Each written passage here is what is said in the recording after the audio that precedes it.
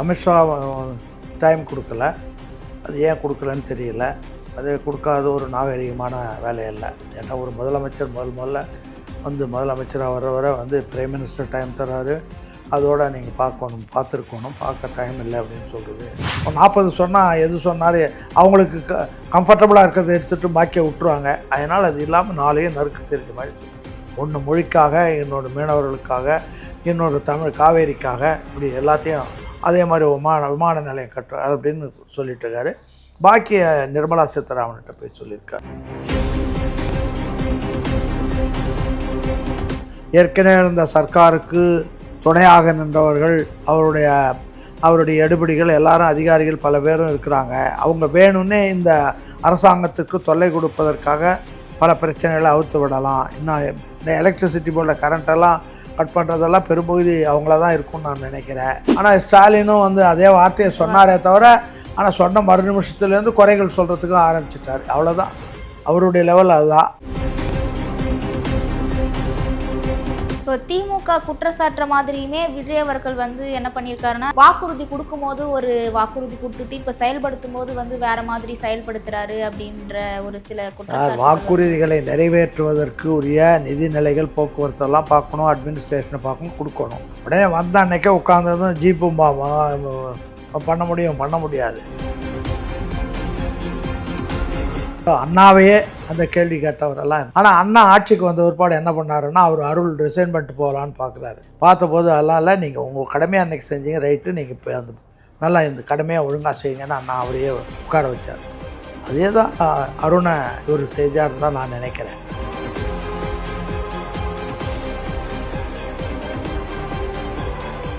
சித்திரை one media நேயர்களுக்கு வணக்கம். இன்னைக்கு நம்ம கூட அதிமுகவுடைய முன்னாள் எம்எல்ஏவும் ஃபவுண்டருமான திருச்சி சவுந்தரராஜன் அவர்கள் தான் இணைஞ்சிருக்காரு. வணக்கம் சார். வணக்கம் சார். இப்போ முதலமைச்சர் விஜய் அவர்கள் வந்து டெல்லிக்கு போயிருக்காரு. போயிட்டு பிஎம்ஐ மட்டும் சந்திச்சுட்டு அப்புறம் நிதியமைச்சரை சந்திச்சுட்டு உடனே வந்து சென்னை திரும்பியிருக்காரு.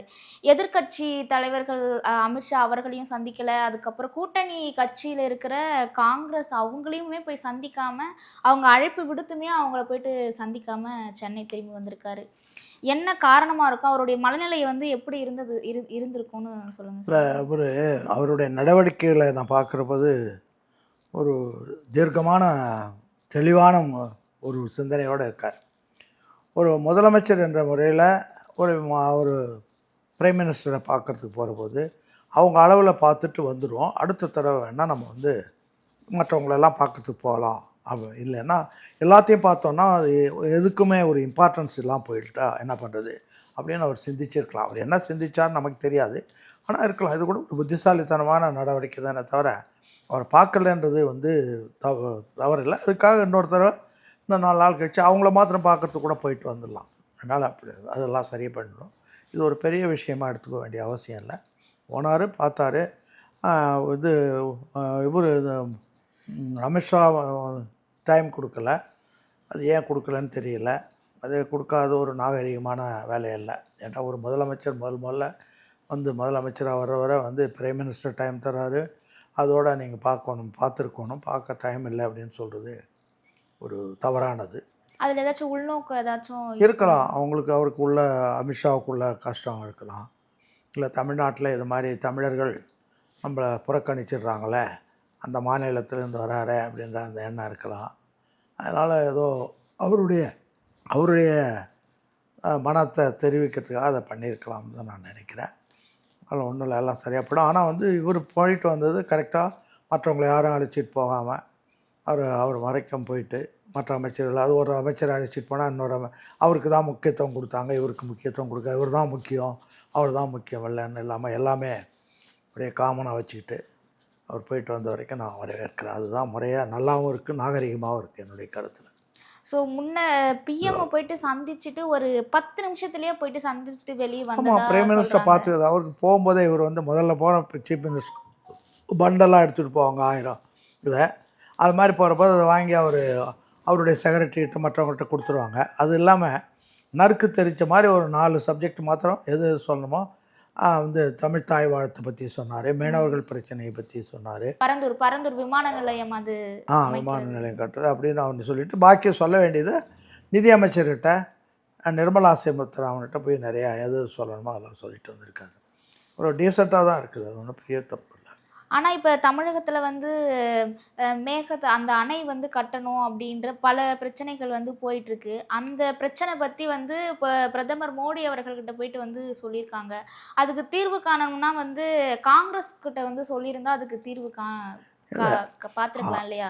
ஏன்னா கர்நாடகா வந்து காங்கிரஸ் கூட தானே இருக்காங்க. இல்லை, ஆக மத்திய சர்க்காருக்கு அதில் கடமை உண்டு. மத்திய 2 சர்க்கார், இப்போ நமக்கு வந்து 2 சர்க்கார், ஒன்று மாநில சர்க்கார், இன்னொன்று மத்திய சர்க்கார். மத்திய சர்க்கார் வந்து கடமைகளை சரியாகவே செய்யறதில்ல. அவங்க மாநில சர்க்கார் மேலே தலையில் எல்லாத்தையும் போட்டுட்டு உரிமைகளை மாத்திரம் சட்டங்களை மாத்திரம் அவங்க வாங்கிட்டு போயிடுவாங்களே தவிர சரியாக பண்ணுறதில்ல. அதனால் அவர்கிட்டயே சொல்லி ஒரு பிரைம் மினிஸ்டர்கிட்டே பிரைம் மினிஸ்டர்கிட்ட சொல்லி அதுக்கு ஒரு சால்வ் நீங்களும் பண்ணுங்க அப்படின்னு சொல்லிட்டு 4 விஷயம் தானே சொல்லியிருக்காருங்க. 4ம் அவர் கவனித்து தானே தீரணும். 4க்கும் அவர் 40 சொன்னால் எது சொன்னார் அவங்களுக்கு கம்ஃபர்டபுளாக இருக்கிறத எடுத்துகிட்டு பாக்கியை விட்டுருவாங்க. அதனால் அது இல்லாமல் 4ஐயும் நறுக்கு தெரிஞ்ச மாதிரி சொல்லு.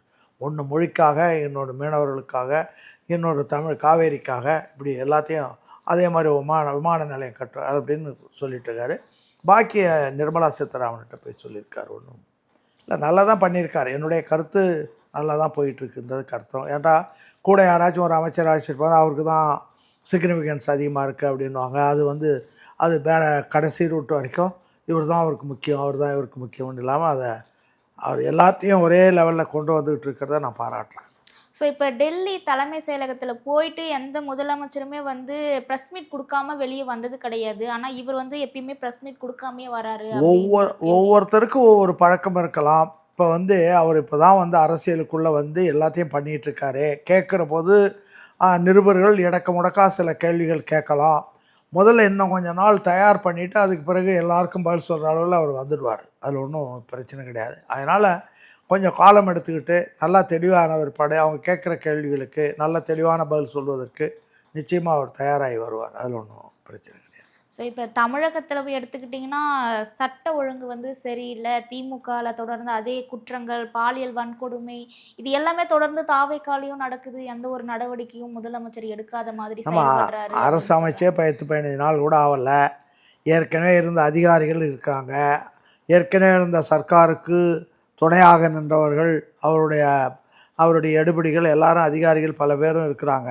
அவங்க வேணும்னே இந்த அரசாங்கத்துக்கு தொல்லை கொடுப்பதற்காக பல பிரச்சனைகளை அவுத்து விடலாம். இன்னும் இந்த எலக்ட்ரிசிட்டி போர்டில் கரண்ட்டெல்லாம் கட் பண்ணுறதெல்லாம் பெரும்பகுதி அவங்கள தான் இருக்கும்னு நான் நினைக்கிறேன். அதனால் இது மாதிரி இந்த இருக்கிற சர்க்கார் கெட்ட பேர் வாங்கி தரணும்னு நினைக்கிறாங்க. இது அதுக்குள்ளேயே நேரம் அல்ல. நீங்கள் இன்னொரு 6 மாதம் கழித்து என்ன பிரச்சனைகளை எது பண்ணுறாங்க அப்படின்னு பார்த்தா தான் தெரியுமே தவிர, வந்ததுமே அரசியல்ன்ற ஒரு அரசாங்கம்ன்றது ஒரு கடல் மாதிரி. அதில் எல்லாத்தையும் தெரிஞ்சுக்கிட்டு எதை என்னென்ன பண்ணணும் அப்படின்னு பார்த்து எப்படி பண்ணுறது, யார் இவங்க அப்படின்றதை புரிஞ்சுக்கிட்டு பண்ணுற வேலை இருக்குது, நிறையா இருக்குது. ஒரே நாளில் ஓவர் நைட்டில் புரிஞ்சுக்க முடியாது. அதனால் எல்லா விஷயமும் காலப்போக்கில் எல்லாமே ஒழுங்காக வரும் அப்படின்ட்டு தான் நான் நினைக்கிறேன். போகிற போக்கில் இன்னும் இது வரைக்கும் அவர் தப்பு பண்ணுவார்ன்ற எண்ணம் யாருக்கும் வரல. ஆனால் தப்பு பண்ணக்கூடியவர்கள் அதில் அவர் கூட இருக்கிறாங்கன்னா அதெல்லாம் எப்படி பண்ணுறது அப்படின்றத அவர் பார்த்துக்குவாருன்னு நினைக்கிறோம். பார்க்காம இருந்து ஒரு 6 மாதம் கழித்து பார்க்குற போது தவறுகள் இருந்தால் அப்போ நம்ம கண்டித்தோன்னா, அது பெருந்தலைவர் காமராஜரே திமுக ஆட்சி வந்தபோது என்ன சொன்னாருன்னா, இப்போ யாரும் ஒன்றும் பேச வேணாம், 6 மாதம் வரைக்கும் பார்ப்போம், அவங்களுக்கு டைம் கொடுக்கணும் அப்படின்னாரு. இப்போ ஆனால் ஸ்டாலினும் அதே வார்த்தையை சொன்னாரே தவிர, ஆனால் சொன்ன மறு நிமிஷத்துலேருந்து குறைகள் சொல்கிறதுக்கும் ஆரம்பிச்சிட்டார். அவ்வளோதான், அவருடைய லெவல் அதுதான். அதனால் அதை பற்றி நம்ம கேர் பண்ண வேண்டிய அவசியம் இல்லை. எல்லாம் நல்லதாக நடக்கும், அவங்கள விட பெட்டராக நடக்கும், நல்லா நடக்கும். ஆனால் இதில் கனிமொழி அவங்க என்ன சொல்லியிருக்காங்கன்னா, இவங்க தாவேக்காவுக்கு காலம் கொடுத்தது போதும், ஸோ அவங்க சொன்ன திட்டங்கள்லாம் அவங்க செயல்படுத்தணும் அப்படின்னு சொல்லியிருக்காங்க. 20 நாள் கூட ஆகலை, அதுக்குள்ளே உங்களுக்கு கால அவகாசம் முடிஞ்சிருச்சு, நீங்கள் திட்டங்கள்லாம் செயல்படுத்துங்க அப்படின்ற மாதிரி குற்றம் சாட்டியிருக்காங்க. அது சும்மா அவங்களுடைய அரிப்பு, அரசாங்கம் போயிடுச்சேன்ற அரிப்பில் எது வேணால் சொல்லிட்டு தான் இருப்பாங்க, குறை சொல்லுவாங்க. அவங்களால ஒரு பெருந்தன்மையோடு பார்க்குற அந்த இது கிடையாது. அதனால் ஏதோ குறை சொல்லணும்னு சொல்லிகிட்டு இருப்பாங்க. அதை மக்கள் இவங்க சொல்கிறத எடுத்துக்க மாட்டாங்க. காரணம் எல்லா தவறுகளுக்கும் மூல காரணமும் அவங்க தான். அதெல்லாம் செஞ்சவங்க, பழக்கப்படுத்துகிறவங்க எல்லாம் அவங்க தான். அதனால் இதை போய் இவங்க சொல்கிறதுக்குள்ள தகுதி இல்லைன்றது மக்களுக்கே தெரியும். அதனால் இவங்க சொல்லிகிட்டு இருக்கலாமே தவிர அது ஒன்றும் பெரிய அளவில் வெளியில் ஒன்றும் பண்ணாது. ஸோ திமுக குற்றச்சாட்டுற மாதிரியுமே விஜய் அவர்கள் வந்து என்ன பண்ணியிருக்காருன்னா, வாக்குறுதி கொடுக்கும்போது ஒரு வாக்குறுதி கொடுத்துட்டு, இப்போ செயல்படுத்தும் போது வந்து வேற மாதிரி செயல்படுத்துறாரு அப்படின்ற ஒரு சில குற்றச்சாட்டுகள் வந்து வாக்குறுதிகளை நிறைவேற்றுவதற்கு உரிய நிதிநிலைகள், போக்குவரத்தெல்லாம் பார்க்கணும், அட்மினிஸ்ட்ரேஷனை பார்க்கணும், கொடுக்கணும். வந்ததும் ஏதோ முடிஞ்சதை கொஞ்சம் கொடுத்துருக்குறோம். மீதியை கொடுப்பதற்கு நான் டைம் இருக்குது. இன்னொரு 6 மாதம் கழித்து எல்லாத்தையும் கேள்வி கேட்கறதுக்கு நம்ம தயாரானோன்னா அதுக்கு அவங்க பதில் சொல்லுவாங்க. அதுவே வந்து அவர் என்ன சொல்லியிருக்காருன்னா, இந்த பட்ஜெட் முடிஞ்சதும் நான் வந்து எல்லாத்தையும் பண்ணுறேன் அப்படின்னு சொல்லியிருக்காரு. அது வரைக்கும் கூட உங்களால் பொறுத்துக்க முடியல, அவர் எப்படியாச்சும் ஏதாச்சும் டேமேஜ் பண்ணலான்னு நீங்கள் நினைத்தால் அது மக்களிடத்தில் எடுபடாது. காரணம், அதை சொல்கிறவங்க யார்? தவறுகளையே வாழ்க்கையாக வச்சு பண்ணவங்க தான். இந்த இவ்வளோ குற்றங்களுக்கும் அவங்க தான் காரணம். அதனால் அவங்க சொல்கிற போது மக்கள் அதை ஏற்றுக்கொள்ள மாட்டாங்க. அது ஒன்றும் பெரிய அளவுக்கு வெளியில் வர வாய்ப்பில்லை. அதான். ஆனா வந்து 200 யூனிட் வந்து ஃப்ரீ தரேன் அப்படின்னு சொல்லிட்டு, இப்போ அதில் பாதி தான், அதாவது 500 யூனிட் வந்து யூஸ் பண்ணுறவங்களுக்கு தான் 200 யூனிட் ஃப்ரீ, மற்றவங்களுக்குலாம் இருக்குது அப்படின்ற மாதிரியும், ஏம்மா, விவசாய கடன் வந்து 5 ஏக்கர் நான் தள்ளுபடி பண்ணுறேன் கடன் அப்படின்னு சொல்லிட்டு, இப்போ வெறும் 50,000த்துக்கு மட்டும் உட்பட்டவங்களுக்கு மட்டும் இதெல்லாம் தள்ளுபடி வந்து ஒரு 6 மாதம் பொறுத்துக்கோங்க. ம். அதுக்கு பிறகு இதெல்லாம் என்ன பண்ணுறாரு அப்படின்றத நம்ம பார்க்கணும். உடனே வந்த அன்னைக்கே உட்காந்ததும் ஜீப்பும்பாமா பண்ண முடியாது. எல்லாம் வந்த உடனே ஏதோ பண்ணுறதுக்கான கொஞ்சம் பண்ணியிருக்கிறோம். ஒரு 6 மாதம் பொறுத்துக்கிட்டா அதுக்கு பிறகு என்னென்ன பண்ணணுமோ அதுக்குள்ளே அப்போ தான் கணக்கு கேட்க வேண்டிய நாள். அப்போ நீங்கள் கேட்கலாம். அதை விட்டு வந்ததுமே வந்து ஒரு கணக்கு கேட்கணும்னு நினச்சிக்கிட்டா அதுக்கு தகுந்த மாதிரி அரசாங்கத்தை நீங்கள் நடத்தி வச்சுருந்தீங்கன்னா, நீங்கள் எல்லாம் தப்பான அரசாங்கமே, தப்பான முறையிலேயே அதிகாரிகள், போக்குவரத்து எல்லாம் பழக்கப்பட்டாங்க. பல ஆண்டு காலமாக அதில் பழக்கப்பட்டு பல அதிகாரிகள் ஆயிரக்கணக்கான கோடிக்கு சொந்தக்காரெல்லாம் வாங்கிட்டானுங்க அதிகாரத்துக்கு வந்து. அவங்கக்கிட்ட நீங்களும் ஏராளமாக பணம் வாங்கிட்டு அதோட தொடர்ந்து பணம் வாங்கி அவங்களுக்கு பழக்கப்படுத்திட்டீங்க. அதனால் எல்லாமே புதுசாக மாற்ற வேண்டி இருக்கிறதுனால அதுக்கு ஒரு காலம் நிச்சயமாக வேணும். அது வந்த பிற்பாடு இது நடக்கும், அவ்வளோதான். ஸோ இப்போ நீங்கள் அதிகாரிங்கன்னு சொல்லும் போது தான் ஞாபகம் வருது. ஏன்னா இப்போ ஐபிஎஸ் அருண் அவர் வந்து திமுகவில் வந்து ரொம்பவுமே ஃபேவராக இருந்த ஒரு ஆஃபீஸர் அப்படின்னு சொல்லிட்டு விஜய் அவர்களே வந்து தேர்தல் நேரத்தில் வந்து அவர் மேலே வந்து ஆளுநர்கிட்ட வந்து ஒரு கம்ப்ளைண்ட் பண்ணியிருந்தாரு. ஆனால் இப்போ தாவேக ஆட்சி அமைச்ச உடனே அவரை வந்து லஞ்ச ஒழிப்பு இயக்குனராக வந்து நியமிச்சிருக்காங்க. நிறைய ஆஃபீஸர் இருக்கும்போது அவரை வந்து நியமிக்க காரணம் என்னமா இருக்கும் சார்? இப்போ அவர் வந்து அன்னைக்கு இப்போ அதிகாரிகள் வந்து ஆட்சி பீடத்தில் இருக்கிறவங்களுடைய கஞ்சாடைக்கு தகுந்த மாதிரி நடக்க வேண்டிய சூழ்நிலை இருக்கும், தெரியுதா? அதனால் அவங்க நடந்திருக்கலாம். நடந்தபோது அவர் வந்து எனக்கு கூட்டத்துக்கு அனுமதி கொடுக்கல, அது கொடுக்கல, இது கொடுக்கலன்னு சொன்னார் தவிர அப்போ கூட அவர் லஞ்சம் வாங்கினார்னு சொல்லலை. அதனால் அவருடைய ஹிஸ்ட்ரி அவர் சொல்கிறாரு, 28 ஆண்டுகளாக நான் பதவியில் இருக்கேன், என் மேலே எந்த விதமான ரெக்கார்டும் கிடையாது, நான் இப்படி தான் இருந்திருக்கிறேன் அப்படின்னு சொல்கிறாரு. அப்படிப்பட்ட ஒருத்தரை எதிர் முகாமில் இருந்தால் கூட தூக்கி போடலாம். இன்னும் அண்ணா வந்து 66ல் ஒரு போராட்டம் நடந்தபோது அண்ணாவெல்லாம் அருள் அப்போ அன்றைக்கி ஐஜி தான் பெரிய போஸ்ட்டு, பொண்ணு சைதாப்பேட்டை கோர்ட்டில் நிறுத்தி உன் பேர் என்ன, சட்டையை கழட்டு, எங்கே மச்சம் இருக்குது, அது இருக்குது, உங்கள் அப்பா பேர் என்ன, நீ எந்த ஊர் அப்படின்னாலாம், அதாவது அண்ணாவையே அந்த கேள்வி கேட்டவரெல்லாம் இருந்தாங்க. ஆனால் அண்ணா ஆட்சிக்கு வந்த ஒருபாடு என்ன பண்ணாருன்னா, அவர் அருள் ரிசைன் பண்ணிட்டு போகலான்னு பார்க்குறாரு. பார்த்தபோது அதெல்லாம் இல்லை, நீங்கள் உங்கள் கடமையாக அன்றைக்கி செஞ்சீங்க, ரைட்டு, நீங்கள் இப்போ அந்த நல்லா இந்த கடமையாக ஒழுங்காக செய்யுங்கன்னு அண்ணா அவரையே உட்கார வச்சார். அதே தான் அருணை இவர் செஞ்சார் தான் நான் நினைக்கிறேன். அதனால் அவங்க அந்த காலத்தில் அவர் பேரில் ரிப்போர்ட்னா அவர் சொல்லுவார், இல்லை எனக்கு கவர்மெண்ட்டில் சொன்னாங்க அதனால் நான் செஞ்சேன் அப்படின்னு சொல்லுவார்ல. அதனால் இது வந்து அருண் தவறான ஆளுன்னு சொல்லிட்டு அவர் எடுத்துக்கோல. தவறுக்கு யார் காரணம், யார் அவரை தூண்டி விட்டது, யாருடைய கஞ்சாடையில் ஆட்சி நடத்த வேண்டியிருக்குன்னு இருக்குல்ல. அதிகாரிகள் வந்து அதுவும் ஒரு சென்சிட்டிவ் போஸ்ட்டில் இருக்கிறவங்க அந்த முதலமைச்சருடைய ஜாடையில் தான் இப்போ நடத்துவாங்க. அதுதான் கரூரில் நடந்ததும் அதுதானே. கரூரில் இல்லைன்னு சொன்னால் நான் வந்து எம்ஜிஆர் கட்சி ஆரம்பித்ததுலேருந்து முதல் நாள்லேருந்து நான் தான் அவர் கூடயே போனேன். பாட்டுக்கு கூட்டம் நாங்கள் பாட்டுக்கு நடத்துவோம். சாயங்காலம் 5 மணிக்கு பிறகு தான் கூட்டமே ஆரம்பிப்போம். விடிய நடத்துவோம். ஒன்றும் இப்போ அனுமதி கிடையாது, ஒன்றும் கிடையாது, பாட்டுக்கு போயிட்டே இருக்கும்.